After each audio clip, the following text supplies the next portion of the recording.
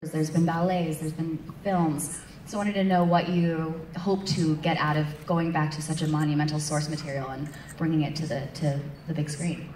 Well, I feel like in the play, Constantine talks about new forms, which I fervently believe in, but I also believe in honoring the best of the past and hopefully synthesizing both. And I guess that was my big hope with this, that we could have both in one. And when you, I don't know where the writer, Stephen, where'd the writer go? I wanted to know, there you are.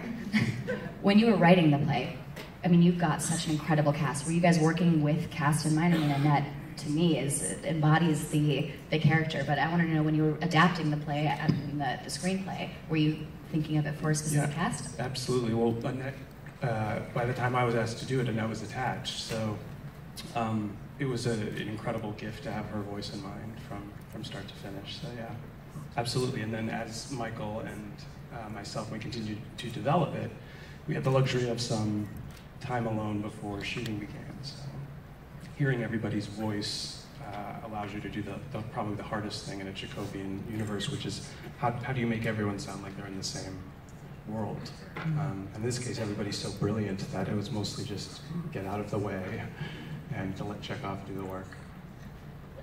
I thought they were very good tonight. To say the least. And so with that, so for Annette and Saoirse and Cory, what were some of your apprehensions, I mean, embodying these monumental characters that, you know, the audience already has sort of an idea of who these people are. So when you're preparing for this kind of role, what is sort of going through your mind in terms of, you know, honoring the source material, honoring the screenplay, you know, bringing these characters to life?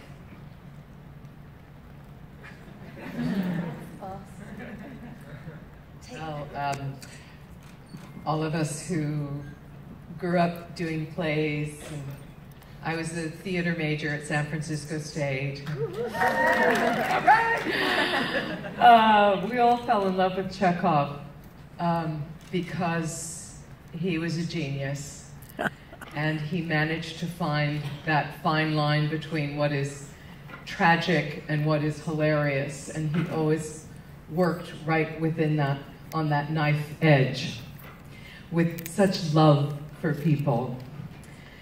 So I've been preoccupied with him since then, and when I went to acting school, I also was working on Chekhov plays and worked on this play. So it's a long-standing love and passion. So when Michael and Tom wanted to make this into a film, it was just a dream come true. And to work closely with other people that you love, that you respect. And we had phenomenal designers. I think maybe our designers, they're here tonight, the legendary Anne Roth, who did the costumes. And Jane Muskie, who did the sets, and it's particularly challenging in, of course, as I'm sure many of you know, when you're trying to make a movie like this very quickly. I remember Jane Muskie loading in the set at midnight and having to be ready in the morning for us to shoot. So it took this incredible energy from all of the behind-the-scenes people, and then the actors. It was just a joy to watch them and to work with them. All right, I'm now going to open it up to the audience. Who would like to be the first brave soul to ask the first question? Yes, right in the center there, midway back. I thought it was wonderful. We have mic runners too, so we can have a mic. Congratulations, I thought it was wonderful. As a purist, why the American accents? Why not a British accent, or why not a Russian accent? We actually tried to do it in Russian, but it didn't work out at all. We have to go with our accents, whatever that label. I feel like it's an American, for the most part, an American company, and if we were in Russia, you wouldn't have a Russian accent, you would just sound Russian, so that's why. First rehearsal was a freaking disaster out there.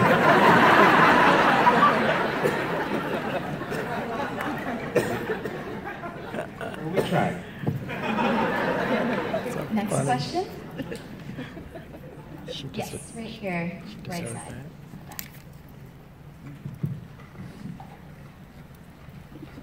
Well, Saoirse did an accent, so that was good. There was recently a play on Broadway, The Present, and that was an Australian crew doing, based in Russia, and I think Chekhov translates, so I think, regardless of the accent. And I think it translates today because it's almost like reality television, the idle hands and the drama that's created by just normal people and brought together, and I think you just translated that so well in all the characters, and every character had a fascinating point, and even the minor characters, like the ones that weren't loved and weren't famous, you know, oftentimes in Chekhov, they're even stronger than the ones that are. So I think it makes you feel better when you're the little people that Chekhov could see that and all. So you brought it out, and I congratulate you all. So it wasn't a question, it was a statement. Thank you. Do we have any questions? Yes, over here. Yes, you, sir. Right there. So in the beginning, you said that one nice thing is that the characters are nuanced and there's no people that are purely good and purely bad. But wasn't Boris purely bad? Is that me? You're talking from an acting point of view now, or?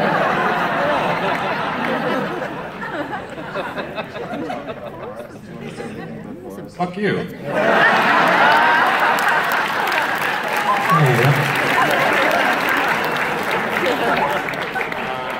I didn't think so. No, he has an enormous blind spot directly in front of his field of vision. And I think that's incredibly human. So when I was playing him, no, I didn't think of him as a villain. If that's how it comes across, then that's how he affects other people. But he's somebody who is completely unaware of how his actions affect other people, and it creates the tragedy that ensues. But no, I can't play that. All right, next question. Yes, right up front here. Right before Nina comes in, you kind of cut out the Trigorin has worked out a method. It's easy for him. Part of the speech. One more time, please. Right before Nina comes in, Konstantin is kind of having a monologue, saying Trigorin has worked out a method. It's easy for him.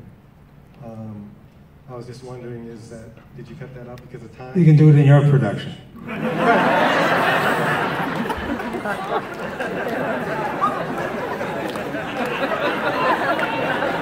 And we'll all come see it too. All right, next question, please. Yes. This question is directed to Saoirse Ronan. Saoirse, I've seen you in Atonement and The Crucible. You seem to take on many challenging, difficult roles, and for one so young, it seems like you're less a star, more of a deep actor. Do you find these roles come to you, or are you actively looking for these roles? I guess Tom Creekenish. I think it's a bit of both. I think it depends on sort of where you're at. I'm sure there's a lot of people who are actors who are here this evening, and it's a very, very unpredictable life. So I think when things are good, you can definitely put more thought into what you're going to do next. But if you're not getting much work, then you've got to just take it when it comes.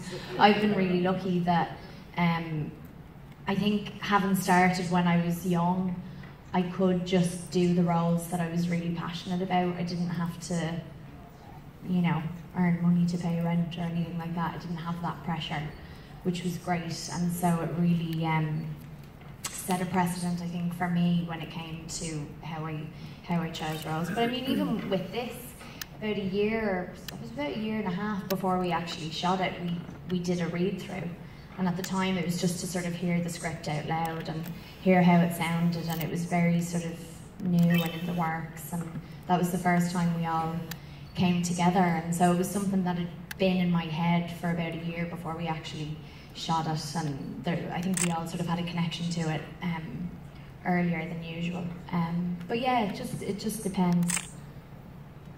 All right. we have time for about 2 more questions. Yes, this one right here.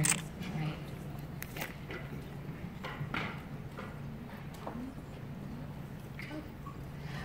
What was the process as actors developing the habitual unconscious behaviors of your characters as, you know, being actors playing people who are playing actors? And how much time did that take? And just finding the little quirks and things about each character. Yeah. Annette or Saoirse. Me? In my case, it took about 70 years.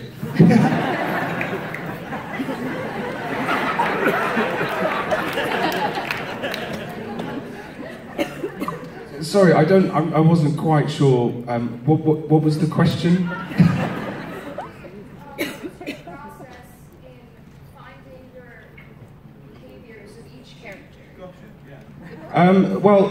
As with any good piece of writing, it's all there in the words.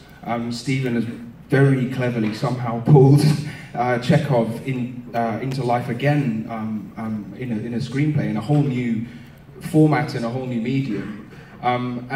Stuff can be lost in translation. It's a very difficult job, but Stephen has pulled it off with great, astute adeptness, etc., etc. But to answer your question, yeah, with regards to certain characteristics or making the characters to be able to differentiate between them or discernible from one another takes a lot of time, energy, skill, talent, and a lot of listening. Really, I think is the big thing, is listening to your fellow actors and learning from them, and hopefully all learning together at a similar rate. So yeah, that would be my answer. All right, we have time for one last question. Yes, in the middle and the center there. I'm pretty loud, Hi, so for Annette, the last thing I saw you in was the film Stars Don't Die in Liverpool, which was amazing. And one really fascinating thing about your performance in that movie was Gloria Graham's voice, and kind of speaking like her, and you had to kind of base this performance off a living person. And then in this film, I was so struck by your voice. For some reason, I just felt that there was such a marked difference from how you spoke with Gloria Graham, obviously. And I'm not sure if you filmed these things, in closeness to each other, but I was wondering what your process is to kind of feel out what the character sounds like, and kind of how you find that voice, because it's so different, between these two roles that I saw by chance close together.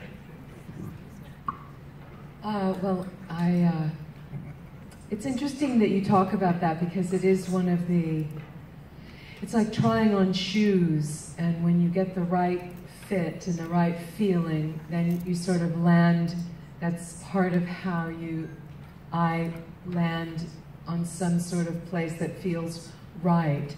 So it's a process, and that's why rehearsal can be so helpful, because that's where we kind of explore that. Of course, in movies, very often we don't rehearse, which is terrible. When I first started, I had done many plays, and I actually did a few films where we rehearsed quite a bit. We had time, because usually the reason we can't rehearse is it's costly, and trying to bring everybody to rehearse is just, we can't afford the time or the money. But I also remember working with actors, very fine film actors, who didn't want to rehearse at all. And I remember thinking, well, they know what they're doing, so I'm going to see what that's like. And when you have a chance to really sit together and read through it and ask questions and all get to know each other and form the bond, that's so much of it. So there's this sort of soup of circumstances together, along with your own life experience and your own private work, where you begin to try that out, just like you're trying everything out. It's a little bit of an experiment with finding that voice that sounds true. And I think it's one of the things why we love the theater, those of us that do, is because the theater is the place for the human voice. And even now, with all the technology we have, there's nothing like that experience, whether you're listening to someone speak or listening to someone sing.